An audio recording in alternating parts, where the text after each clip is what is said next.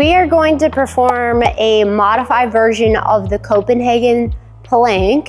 This is a really good strength building exercise for not only the core, but the adductor muscles of the leg as well, making sure that we are protecting the knee on the inner part of the knee, strengthening these muscles that lie right here, which can help us with a lot of patellar issues as well.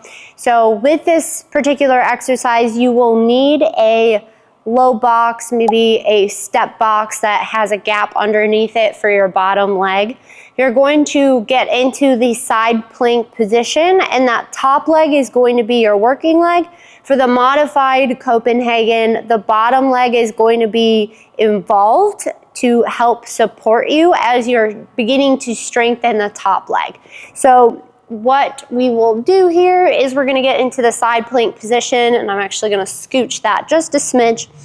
You're going to place that top foot on the box with the inside of your leg facing downwards, and then position your upper body into a nice and strong side plank position here, directly in line with where your leg is at.